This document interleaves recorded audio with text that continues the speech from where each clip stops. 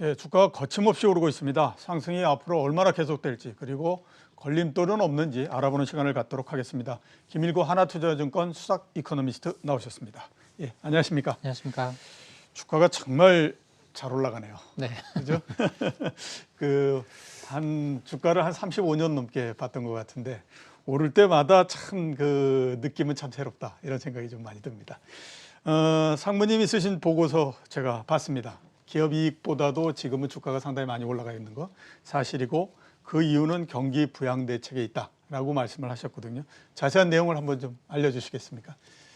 네, 이번에도 올해 경기 침체가 있었죠. 바이러스 그렇죠. 확산 때문에 경기 침체가 있었고 아직도 경기 침체에서 끝났다라고 말을 할 수는 없습니다만 내년 초 정도가 경기 침체에서 벗어나게 될 것 같은데 이 경기 침체 과정에서 지난 2000년, 2008년 이럴 때는 그러고 나서 이제 회복되면서 기업 이익이 개선되고 나서야 그것도 한참 지나고 나서야 주가가 이전 고점을 회복하는 그런 패턴이 나타났었거든요. 근데 이번에는 뭐 기업 이익은 전혀 아직 개선되지 못하고 있는데 주가는 사상 최고치를 올라갔단 말이죠. 예.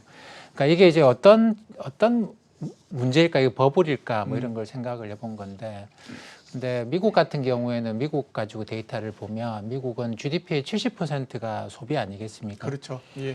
그러니까 이제 개인의 소득이 증가하느냐 여부가 굉장히 결정적입니다. 근데 지난 2001년이나 2008년 같은 경우에는 개인의 소득이 좀 제로로 떨어지거나 많이 감소하거나 했어요. 그래서 그렇게 되면 앞으로 GDP가 증가할 가능성이 좀 낮아지죠. 그래서 이제 주가 회복이 좀 늦었다. 사람들이 기업 이익이 단기적으로 회복되긴 했지만 저건 일시적일 것이야 이렇게 생각을 하면서 좀 비관적으로 생각을 하고 주가의 움직임은 좀 느리게 나타났는데 이번에는 뭐 지난 3월 달에 뭐 실업수당 정부 보조금이 나오면서 경기 침체인데도 불구하고 개인의 소득이 급증하는 10% 이상 증가하는 이런 결과를 낳았습니다. 그러면 이제 미국은 어차피 GDP의 70%가 소비다라고 보게 되면 그리고 아직까지 소비가 그렇게 폭발적으로 나타나지 않거든요. 전년 대비 마이너스 그렇죠. 수준이기 때문에 그렇게 본다고 한다면 이게 경기가 좋아지고 백신이 보급되고 하게 되면 사람들이 본격적으로 소비를 하게 되지 않겠는가 이런 기대감이 주식시장에 좀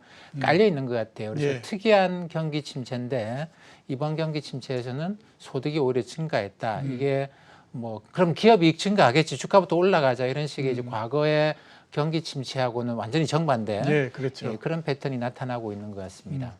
자, 그러면 한번 좀 여쭤봐야 될 부분이 뭐냐면 그 5차 경기 부양 대책 지금 계속해서 논의되고 있지 않습니까? 아마 빠르면 연내에 아마 결판을 낼 걸로 그렇게 생각이 되고 있는데 이 부분들은 또 계속해서 주식시장에 긍정적인 영향을 주면서 계속 갈 수 있을까요? 어떻게 보십니까? 거기에 대해서.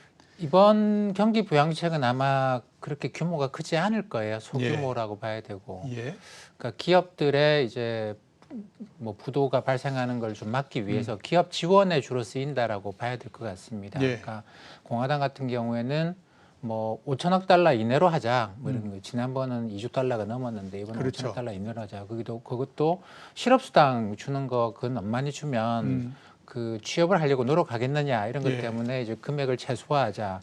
민주당은 2조 달러 이상을 주장했다가 뭐 이제 어쨌든 선거도 끝나고 하고 여당이 되는 입장이기 때문에 일단 그러면 그 소규모라도 하고 보자 뭐 이런 입장인 것 같아요. 그러다 보니까 그러면 소규모가 끝일 가능성이 있는데 소규모하고 또 하지 않지 않겠습니까? 근데 이제 뭐 바이든 당선인이라고 해야 되나요? 이런 표현을 썼는데 저기 대통령 취임하기 전까지는 이렇게라도 하자. 취임하고 나서 공격적인 대규모 경기 부양책을 그때 가서 추진하면 되는 거 아니겠는가 이런 이야기를 하면서 끌고 오고 있긴 합니다만 이게 이제 뭐 그런 좀 부정적으로 생각할 수 있는 여지도 없지 않아 있습니다. 없지 않아 있는데 이번에 조금 하고 그리고 이제 미국 주식시장 같은 경우는 그런 생각을 하는 것 같아요. 그러니까 재무장관으로 옐런을 지명을 할 것 같은데 미국에서 사실 대통령은 경제에 대해서 잘 모르는 사람이에요. 그렇죠. 대통령은 외교 안보 쪽에 그 주전공이지. 그래서 이제 미국의 뭐 초기 대통령이 누구니, 초기 재무장관 해밀턴 이런 이야기도 할 정도로 사실 돈은 미국의 재무장관하고 그 다음에 이제 의회가 결정하는 거거든요. 그래서 제넷 옐런 같은 경우는 상당히 좀 공화당, 민주당 양쪽으로부터 많은 지지를 얻고 있는 사람이고 초당적이라고 봐야 되겠죠. 그래서 연련이 뭔가 해법을 만들어내지 않겠는가, 대규모 부양책에 예. 대한 해법을 만들어내지 않겠는가 이런 예. 기대감이 있어서 음. 그래서 이제 뭐 지금은 소규모의 경기 부양책에 불과하지만 내년에 경기 부양책 계속 나올 것이다 이런 생각을 미국 주식시장은 계속하는 것 같아요. 예. 그래서 한번 좀 여쭤보겠습니다. 상무님 생각으로는 2021-1 경기 부양 대책이 나올 것 같습니까? 어떻게 생각하십니까? 저는 뭐 사실 미국의 경기 부양책은 그러니까 월스트리트는 굉장히 강하게 기대하고 있죠. 예. 경기 부양책 나온다. 굉장히 강하게 기대하고. 근데 그 밑바닥에 깔려 있는 생각 자체가 지금은 미국과 중국 사이에 패권 경쟁이 일어나고 있는 과정인데 미국 주식시장을 보면 굉장히 특이한 게 전쟁이 나면 주가가 떨어져야 되잖아요. 그렇죠. 근데 전쟁이 났는데 주가가 올라가 버려요, 오히려. 왜냐하면 미국 같은 사회는 전쟁을 한다. 근데 이제 뭐 국내 경제가 그것 때문에 안 좋아진다. 주가가 떨어진다 그러면 사람들이 다 들고 일어나죠. 전쟁 왜 예. 하냐. 우리가 공격받았냐. 왜 전쟁하냐. 그만하자. 뭐 이렇게 돼버리기 때문에 사실 뭐 대외적으로 어떤 패권 경쟁을 한다. 소련하고 냉전할 때도 마찬가지였습니다만 국내 경제를 끝까지 끌어올립니다. 예. 끝까지 끌어올려서 그러니까 이제 그 국민들이 뭐 괜찮네라고 느낄 정도로 그러니까 전쟁할 때 주가 올라가는 그런 패턴이라서 지금은 이제 월스트리트는 그런 생각을 하는 것 같아요. 아니 중국하고 지금 패권 경쟁하고 있는데 경기 방식 안 내놓겠냐고 지금은 예. 초당적으로 경제는 무조건 끌어올린다 이 생각이 굉장히 강해요. 금리도 낮출 수 있으면 낮출 건데 낮출 금리가 없으니 그러면 몰라. 재정 말고 또 하나 더 있어야 되는데 그냥 달러 약세, 달러 약세 가고 재정 쓴다 이런 식의 이제 확신의 강도가 월스트리트는 굉장히 강합니다. 지금 근데 제가 생각해봐도 어느 정도는 그걸 받아들일 수밖에 없는 게 미국의 역사에서 그러니까 미국이 이제 대외적인 어떤 경쟁 관계에 들어갔을 때 늘 그런 식의 부양을 끝까지 부양하는 그런 일이 늘 있었죠. 예, 알겠습니다. 자, 그래서 한번 좀 여쭤보겠습니다. 앞에서 이제 기업 이익보다도 주가가 먼저 올라갔다. 이런 이제 말씀을 하셨기 때문에 지금 뭐 시장에서 가장 관심을 끄는 주식은 역시 반도체이고 삼성전자입니다. 재작년에 삼성전자의 순이익이 44조로 최고였고요. 작년도 2019년도가 거기서 한 50% 정도 감익이 됐고 지금 올해는 대충 보면 27조 정도가 될 거라고 예상을 하고 있습니다. 그러니까 한 30% 정도 늘어나는데 내년도는 또 이제 상당히 좀 갈립니다. 많이 증가한다라고 보는 쪽이 40조 정도가 난다라고 보고 있고 그다음에 적게 난다라고 하는 쪽이 32조 정도 난다라고 보고 있거든요. 근데 많이 난다라고 얘기하는 40조 정도를 본다고 하더라도 2018년도에 비해서는 한 10% 정도 적은 거지 않습니까? 44조와 그다음에 이제 40조니까. 근데 주가는 그 당시에 5만 7천 원 정도였고 지금은 이미 이제 7만 1천 원을 통과한 상태이기 때문에 주가는 대충 그 최고 이익을 낼 때에 비해서 25% 정도 더 상승을 한 겁니다. 그러면 이익하고 주가를 모두 다 더해서 보게 되면 사상 최고치보다도 지금 이익과 주가로 대비해보면 한 35% 정도의 그 초과지금 상승이 이루어지고 있는 그런 상태이거든요. 자, 반도체에 대해서는 앞으로 어떻게 보십니까? 계속해서 이런 형태로 계속 벌어지는 형태로 계속 진행이 될 수 있을까요? 어떻게 보십니까? 그러니까 사실 뭐 지금은 어떻게 보면 자산 가격이라는 게 옛날 기준을 적용하기에는 뭐 부동산 가격도 그렇습니다만 그렇죠. 네. 미국도 주식 중에서 뭐 아마존이나 구글 이런 걸 보면 이게 저 위에 이제 저세상 주식이단 말이죠. 그렇죠. 근데 네. 삼성전자에 대해서만 우리가 옛날에 그 어떤 평균치나 또는 이거는 현실의 주가는 이 이상 넘어가면 안 돼라는 걸 적용할 수는 적용할 없죠. 수는 없다. 예, 그러다 보니까 다들 어떻게 보면은 이 미국의 빅테크 기업들이 주가가 폭락하지 않는 이상은 밸류에이션이 이제 올라갈 수 있는 여지가 굉장히 많이 생겨 있습니다. 예. 그래서 지금 나타나는 현상은 뭐 삼성전자나 이런 것 같아서 사실 초기에 또 밸류에이션 경기 회복 초기에는 IT 하드웨어 쪽으로 투자자들이 몰려들거든요. 일단 뭐 사고 보자 이런 식이죠. 그리고 이익이 어떻게 될지는 모르겠는데 마치 소풍 가는 날보다 소풍 가기 전날 설레는 것처럼 그 뭐 PDR 이런 이야기도 하잖아요. 꿈을 갖고 계산을 한다라는 건데 지금은 그 소풍 가기 전날이죠. 예, 아직까지. 그렇죠. 근데 경기 회복이 실제로 나타나고 진행되는 과정이 되면 이건 현실이 되고 별로 꿈꿀 게 없어요. 요 정도 속도로 증가하는가 보나 그런 건데 지금은 한참 꿈꿀 때죠. 그래서 삼성전자는 지난번 사이클에도 그랬습니다만 삼성전자 하이닉스는 외국인들이 소풍 가기 전날 열심히 샀다가 예. 소풍 가고 있는 동안에 대거 매도하고 나가는 이런 패턴을 보여왔어요. 그렇기 때문에 지금은 어떻게 보면 빅테크가 너무 그 PER이 높기 때문에 삼성전자에 대해서도 좀 공간이 열려 있다. 네, 열려 있는 데다가 경기 회복 초기 국면이기 때문에 뭐 이런 현상이 나타난다고 보고 있습니다. 예. 그 한번 보니까 우리나라의 반도체 그 사이클이 있어서 기업 이익이 늘어나는 사이클이 있지 않습니까? 네. 2년 이상 기업 이익이 늘어나지 않더라고요. 네. 근데 2022년도 아까 말씀드렸던 것처럼 2021년까지는 다 쓴 것 같고 2022년에 이제 60조까지도 순이익 증가를 바라보는데 과연 이번에는 정말로 옛날하고 다르게 한 3년 정도 계속해서 이익이 증가할 수 있을까? 이게 조금 퀘스천이 되기는 합니다. 그래서 자, 그 또 하나 여쭤보고 싶은 게 환율 부분입니다. 네네. 드디어 이제 달러 인덱스가 92의 방어선을 뚫고 내려갔고요.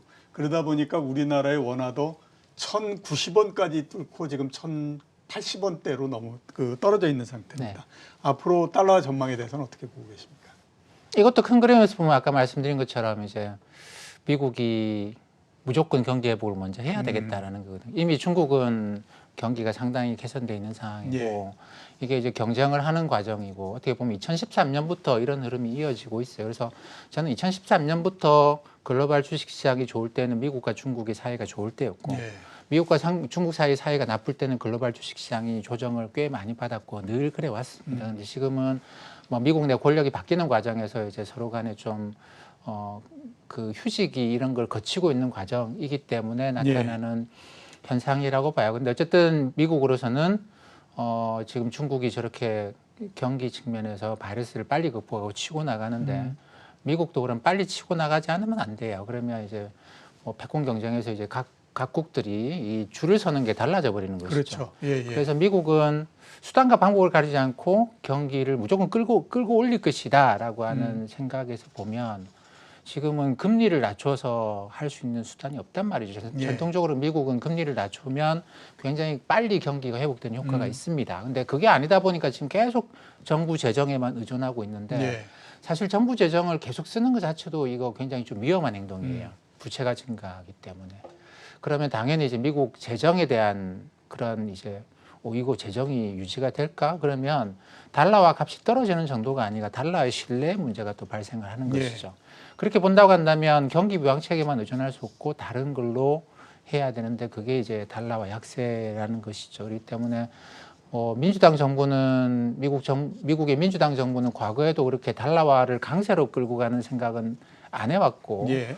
이 국내 경제를 부양하는 측면에서 달러와 약세 그리고 다른 나라 괴롭히기 위해서 달러 약세 많이 썼었어요. 예. 그래서 달러 약세가 기본적인 정책이 되지 않겠는가 뭐 이게 기본적으로 깔려 있고 그리고 지금은 중국 입장에서 제가 볼 때 중국도 지금 그렇게 경제가 숫자로 보이는 것만큼 좋지는 않습니다. 예. 왜냐하면 이게 1대1로를 하면서 그러면 여기저기 수출할 거는 많죠. 공장은 그렇죠. 잘 돌아가고 예, 수출도 예. 나오고 회계적인 이익이라는 경상수익자도 나오는데 문제는 그 1대1로 국가들이 달러를 중국한테 갚느냐라는 거거든요. 그렇기 때문에 달러 수급이 별로 좋지는 않은 상태로 판단을 하고 있고 그것 때문에 최근에 채권 시장을 개방하면서 달러화를 이제 끌어들이고 있는 그런 상황입니다. 근데 이것도 미국이 다음에 어떤 행동을 할지 모르기 때문에 지금 이 미국의 이제 어떻게 보면 권력이 공백기 동안에 이 달러화 유입을 좀 촉진시키고 그리고 국내에서는 중국의 금융당국이 이 돈이 주식시장에 들어가서 버블을 일으키지 않도록 엔트그룹 IPO 이런 걸 이제 컨트롤하고 이 돈이 중국의 실물 경제에 직접 들어갈 수 있도록 이 주식시장에서 이제 금융기업들의 이런 대규모 IPO, 유상증자 이런 것들을 막고 있는 그런 단계인 것 같아요. 그렇게 보면은 그런 과정에서 들어오는 달러와 유입을 촉진하기 위해서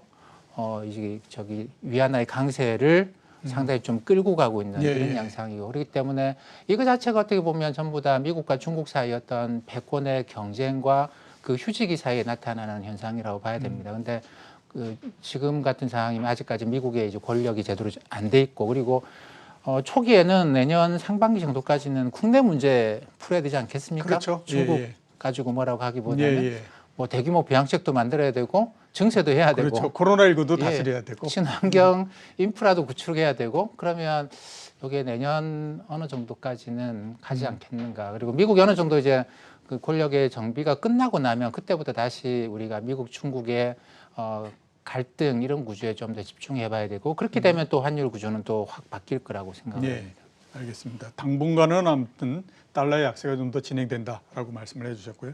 자, 그 모건 스탠리에서 애플하고 테슬라가 계속 지속 성장 가능 뭐 이렇게 얘기를 했습니다. 그래서 전체적으로 내년도에 미국의 시장을 끌고 갈 수 있는 회사들은 어떤 게 될까라고 지금 그 생각해 볼 수밖에 없거든요.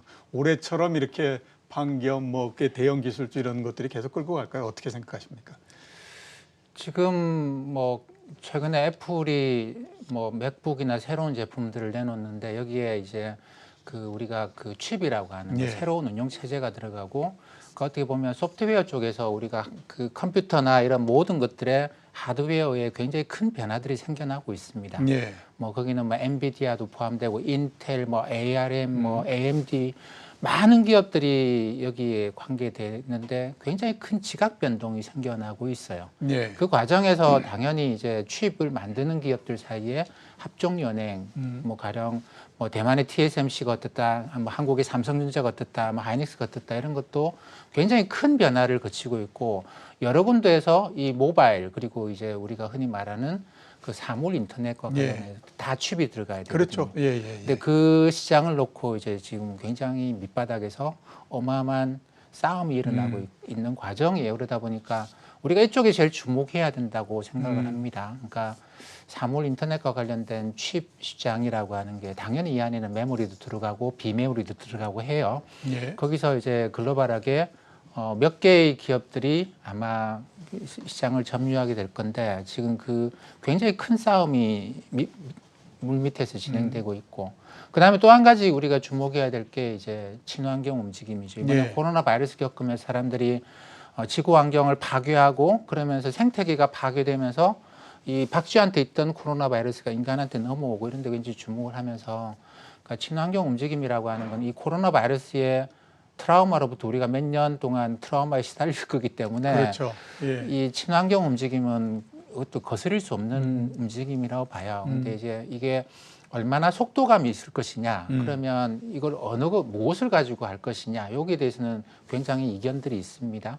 그러니까 최근에 미국 시장에서도 그 때문에 수소라고 하는 게 굉장히 좀 수소 에너지, 뭐 연료 전지 이런 게 굉장히 각광을 받기도 하고 있는데, 뭐 태양광, 풍력, 뭐 수소, 연료 전지 이게 계속 왔다 갔다 하는 그런 모양이라서 아직까지는 뚜렷하게 없는데 다 같이 가나 뭐 여러 가지 고민들도 이 에너지 부분에서 해봐야 될 것이고 그러면 네. 당연히 우리 생활에서 제일 크게 바뀌는 게 자동차예요. 그렇죠. 네, 예, 예. 자동차죠. 그러면 발전소, 자동차 이런 친환경 이쪽에 주목을 해봐야 될 것이고 그리고 또 이게 이번에 부동산 시장에 아주 큰 변화가 생겼습니다. 예. 리츠 같은 가격도 많이 떨어졌는데 이게 사람들이 다시 백신 맞고 나면 다시 돌아올까? 안 그러면 이번에 재택하면서 별로 뭐 문제가 없었는데 그동안의 예. 기술로 다 그런 식으로 왔고 그렇죠. 예. 그러면 부동산 시장에서 특히 이제 도심의 오피스나 상업용 부동산과 관련해 가지고 정말로 큰 변화가 생기는 걸까 아니면 다시 돌아가는 걸까 이것도 굉장히 좀 주목해서 봐야 되겠죠. 예, 알겠습니다. IT 하드웨어 특히 칩 관련한 부분과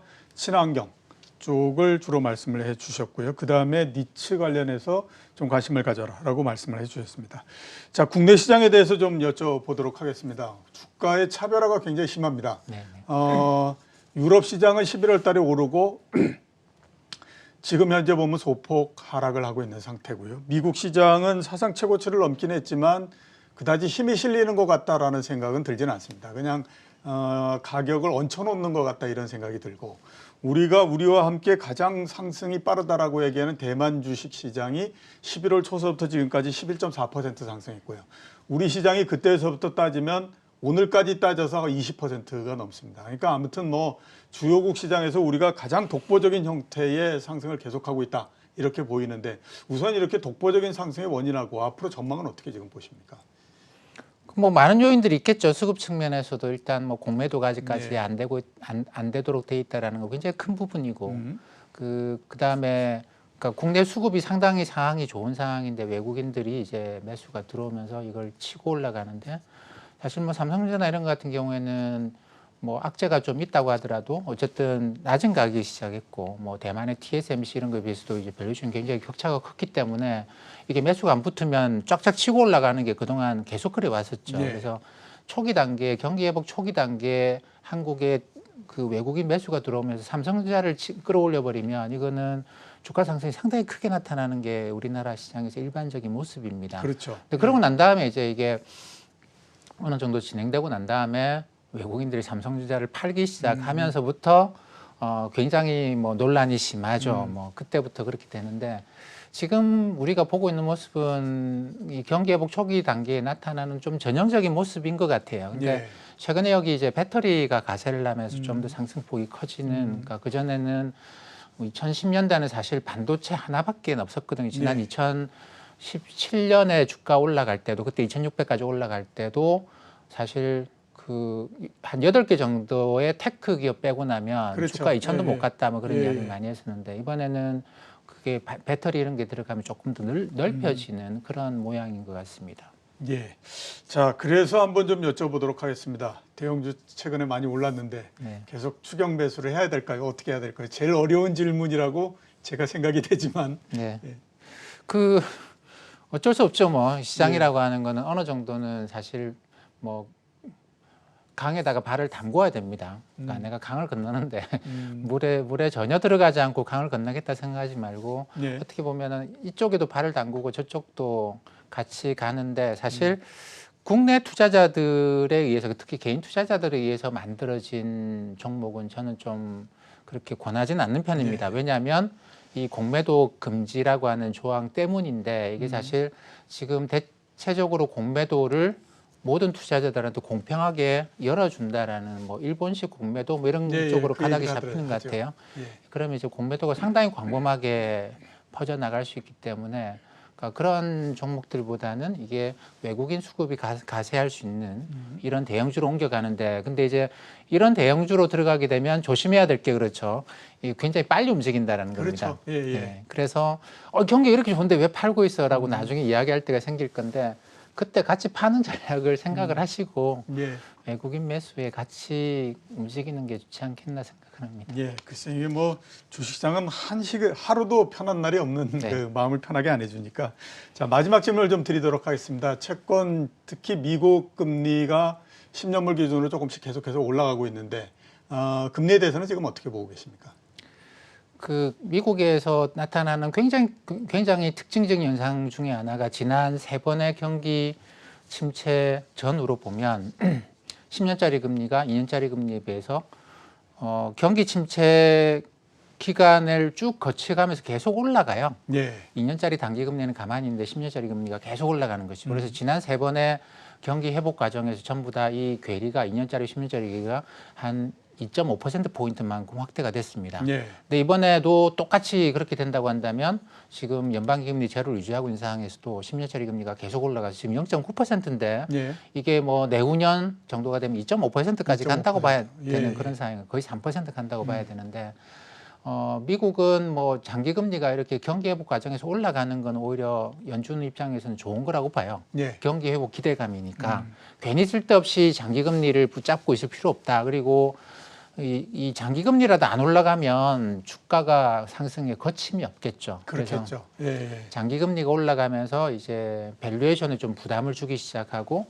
그러니까 자산 가격이 버블로 가는 걸 막아주는 게 경기 회복 기간 동안의 장기 금리 상승입니다. 그렇게 보면은 장기 금리 상승은 지속된다라고 봐야 되고 내년에도 뭐 지금 0.9%입니다만 내년에 1.5% 정도는 봐야 되지 않겠는가 그런 생각을 합니다. 앞으로 미국 금리, 특히 장기 금리가 꾸준히 계속해서 올라갈 거다라고 말씀을 해주셨습니다.